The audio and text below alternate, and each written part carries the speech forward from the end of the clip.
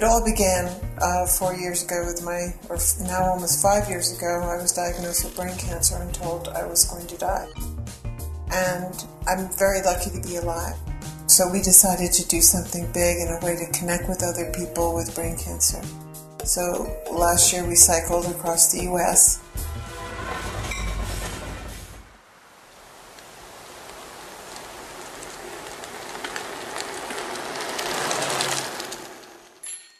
What's amazing is each state is different. We wouldn't see people, but you knew you were entering a new state just by the terrain. How was that? Yeah. Pretty amazing. All the features changed. Yeah.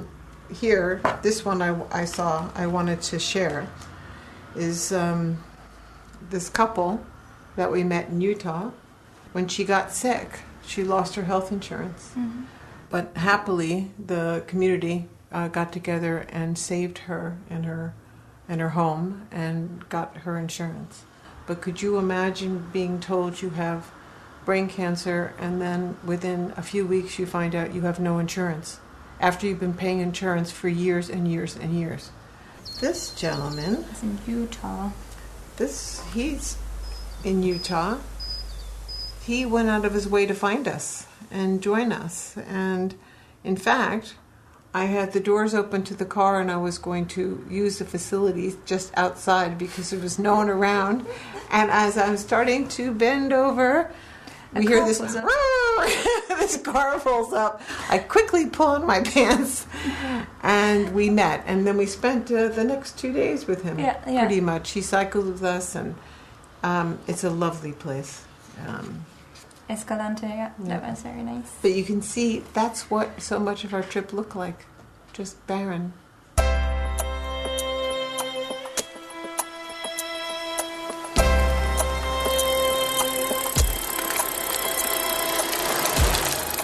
This was another incredible moment.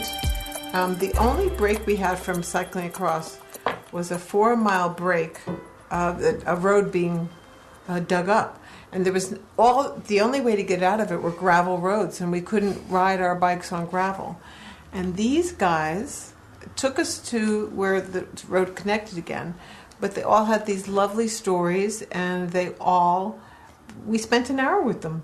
Yes. All telling us their different stories and who were we, and they all have bands on in the picture. You can see they all embraced the whole idea. It was really great. Lots of fun. Mark, who was our driver and supporter, he brought his little dog along, Jackson, and they became best of friends. And then after the ride, so often, they picked us up, and they were waiting for us, and they would make us smile, even when we were exhausted or sad after visits and sad stories. They were so much more than just little dogs or companions. There was a great sense of humor. I mean, there's a lot of brain cancer jokes that you really can't say to anyone else that doesn't have brain cancer. So that was all good and lots of fun. But it's true, cycling kept us spiritually well. I never would have imagined a few years ago that I could do such a thing, would do such a thing. I didn't think I'd ever be able to cycle across in those days, and to do so for such a great cause was wonderful. As we ended it, we knew for sure that Brains on Bikes had to go on. Yes. Through the Facebook, we've made a lot of contacts. A lot of help has come that way. Let me read you a couple. There are so many, I couldn't read them all, but let's see. Here's one.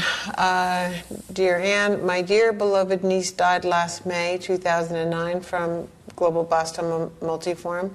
It was the second death in our family from this horrible disease. I told my niece after she was diagnosed that I would be there for her 2 young children, aged 7 and 4, and to let them know who their beautiful mother was, and I'm doing that now.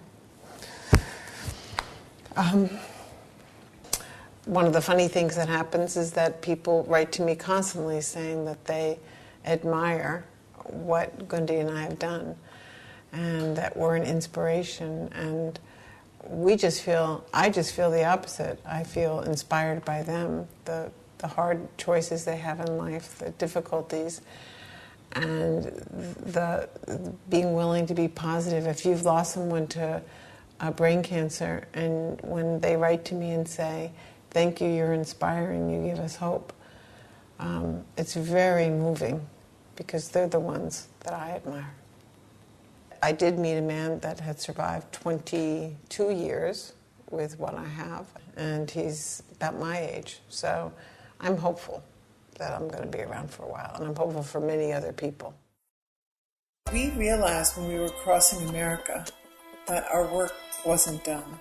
It was a great beginning of raising awareness of brain cancer, but there's still so much more to do, and more funds are always needed.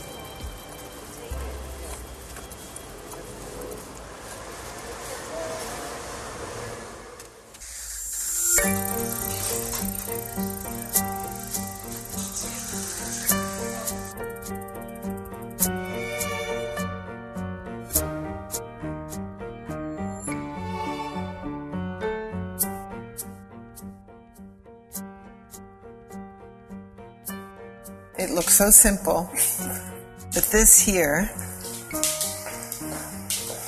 is the devil. Oh, thank you. That's very nice.